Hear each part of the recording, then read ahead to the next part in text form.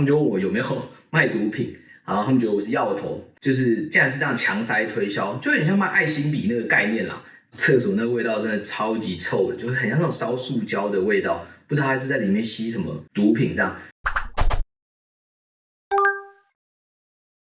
Hello， 大家好，我是 Jeff。大家对于美国黑人的印象是什么呢？运动能力很强，很友善，很容易跟其他人称兄道弟，又或者是犯罪、零元购，因为怕被认为有种族歧视啊，所以我们有时候会不太敢靠近他们嘛。在美国啊，其实我觉得亚洲人跟黑人之间是有一个隔阂在的，不管是两个族群互相看不顺眼，或者就是两个族群单纯比较没有交集。所以我在刚来美国读书的时候啊，一有机会能跟黑人交流的话，那我都是很乐意的，我都会想要把握一些机会去跟黑人交流。但有时候其实对方可能并不是这么的友善，又或者是交流过程啊会不小心碰触到比较敏感的种族议题，所以就会发生差点跟对方起冲突的状况。那今天就要来跟大家分享几个我在美国差点跟黑人起冲突的故事。那我们就开始吧。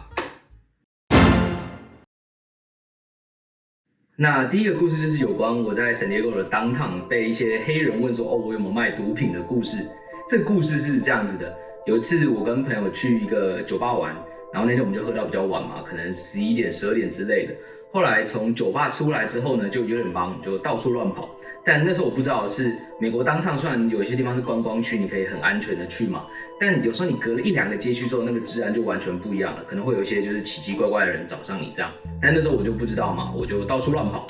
结果呢，那时候就被2个黑人拦下来，他们就已经呛掉了啦，我也不知道他们在讲什么，但是我就有听得出来，他们抓着我一直在问说，老哥你有没有卖皮卡丘？老哥你有没有卖皮卡丘？然后我就说，什么是皮卡丘？是 Pokemon 吗？是神奇宝贝吗？他说不是啦，是皮卡丘。他们就说，少来了啦，你身上一定有啊，你一定有卖啦。然后我就说，到底什么是皮卡丘？我真的不知道。然后他们就感觉有点不开心了，已经在说少啰嗦，你就是把这个皮卡丘交出来就对了。然后我想说，那个到底是什么东西？那因为我那时候有点忙嘛，你知道，喝醉了之后就会胆子比较大。我那时候就拿出我手机啊，然后我就找了皮卡丘的图片，我就说，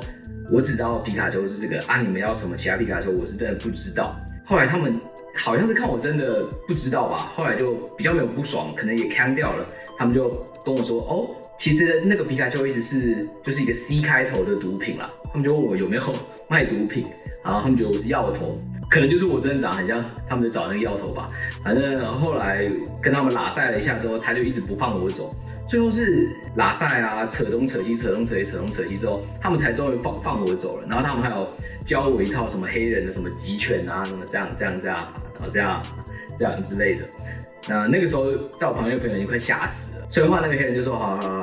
他们要去找真的药头之后，我们就赶快搭了 Uber 就赶快回downtown了。对，这个就是被黑人问有没有卖毒品的故事啊，其实也是蛮惊险的，我觉得。那第二个故事呢，就是被黑人强塞 CD， 然后要钱。那相信大家都知道，就是 LA 路边有很多那种奇奇怪怪的人嘛，那网上都会有人教说，不要跟他们对到眼，或者是就是不要跟他们有交流这样。我还记得那时候是我跟我朋友第一次去 LA 吧，我们就是也是很单纯啊，觉得有人来搭话，可能就是加州人比较热情，那我们就跟他拉赛一下。我还记得那时候是在湖人主场，就是 Staples Center 的外面，那个时候还叫 Staples Center 啦。就有个黑人跑来跟我搭话，那他们起手式就是这样，他们就会拿一个很像 CD 的就这样直接塞到你手上，然后我就接到这个 CD 了嘛，然后他们就开始讲啊，什么，这是我的音乐，这是我的 CD 啊，我的音乐是怎么样啊，然后你就听说哇不错可以练习英文什么什么的。但是聊，他们就从话锋一转就说这是我的作品，那你现在拿了这个东西在手上，这个东西呢就是你买了，那就是要给我钱。我们那时候就有点吓到嘛，我朋友有吓到，他说要给他 cash， 要给他现金，就是竟然是这样强塞推销，就有点像卖爱心笔那个概念啦。但那个人看起来可能也没有到那么坏，但我们身上那时候真的没有现金，所以我记得我朋友就掏出了几块美金给他，然后我们就赶快走了。后来我们就在网上找啊，其实这种东西啊，它有时候可能真的会给你有音乐的 CD， 有时候会给你空白 CD。那后来我们就在网上看到其他故事是，有的人啊，他会就是拿一个麦克笔说，可以帮我签个名吗？你只要签名了，他就说这片 CD 是你的，你已经跟我买了，那你就是要给我多少钱，有点像是敲诈吧。反正后来那天我们就是被骗了一些钱嘛，结果隔天我们去到那个 Santa Monica 玩，就是有 LA 有摩天轮的那个海边的时候，我朋友昨天才刚中招，就换到我们马上就中招了。这一次就是我们走在那个 Santa Monica， 还有一个桥嘛，要走过去，走出去那个码头，然后我们走，突然就有一个黑人，他就这样。这样硬塞了一个 CD 过来，然后我就反射反应有人塞那个过来，我就接了，然后就一接出来，他就说：“哦，这个你已经买了，那你要给钱。”然后我跟我朋友就说：“哇，怎么又中招呢？而且在 Santa Monica 那种超级观光区，你很难摆脱他们了。”结果那时候我朋友也不知道哪里来的胆子，他就一直跟那些人说：“我们不要这个，我们不要这个，我们不要这个。”那个人他就一直缠着我们嘛。后来呢，我朋友他就是拿着那个 CD， 他就这样。咻，把它射出去，把它射到一个超远的地方，然后哇，整个吓死了，因为我们甚至那时候不知道说那个人还有没有枪，或者会不会伤害我们。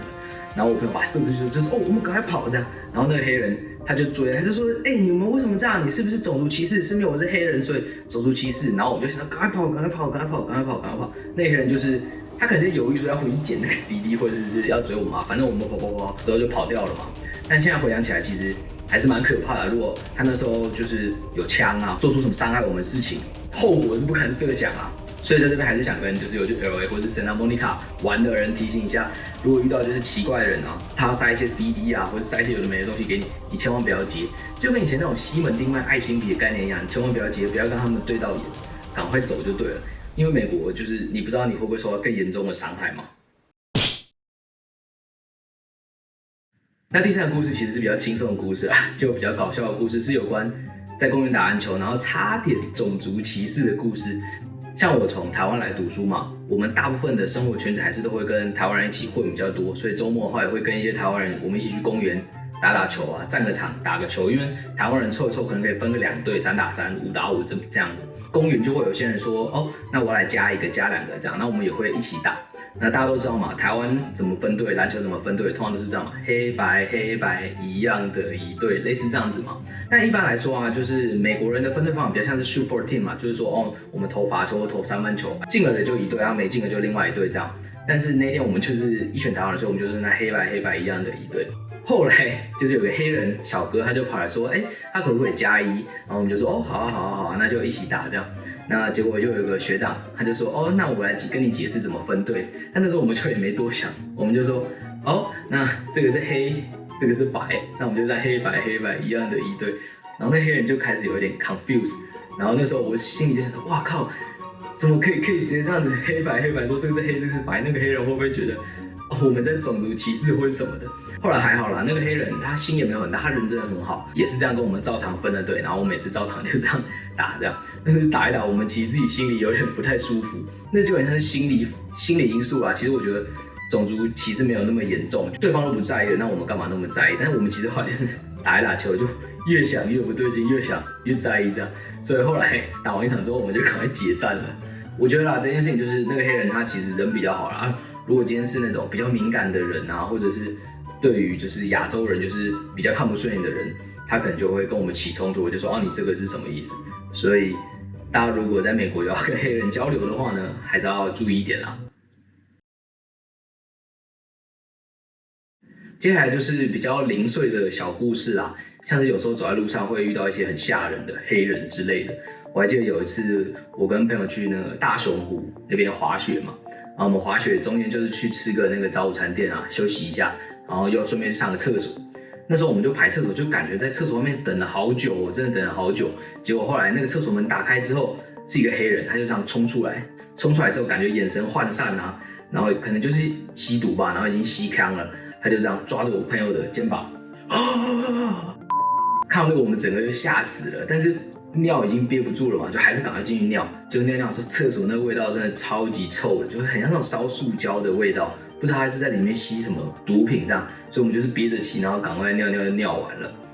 再来还有另外一种比较常遇到的，就是大家也知道有的黑人会对亚洲人比较有点敌意嘛，像我之前去 San Francisco 玩的时候就不止遇到一次，就是可能我就这样走在 San Francisco 街头上享受这个downtown的感觉，可能过马路的时候啊，就会可能有那种一群比较年轻的黑人，他可能看了你，他就突然跑到你面前这样吓你一下，那我就会被吓到啊，吓到之后他们就很开心。当然啦，我觉得这也有可能跟人种没有关系，就是他们就是屁孩嘛，会到处吓人。但是我真的不止遇到一次，每次都是被黑人吓。所以呢，我觉得如果你要到大城市玩，像 San Francisco 这种大城市玩的话，还是要眼观四面，耳听八方啊，去注意一下周遭人。毕竟这些人他可能只是吓你吧，但是你不知道会不会有其他人就突然伤害你啊。像是也有新闻说什么黑人对亚洲人挥拳啊，或者是讲一些就是很难听的话之类的。所以我觉得在美国就是要保持更高的警惕，对这些事情。好，那以上就是今天影片。如果喜欢今天的影片的话，可以帮我按赞、订阅。如果觉得今天影片有帮助的话，也可以帮我把影片分享给其他有兴趣的人哦。我是 Jeff，那我们就下次再见啦，See you。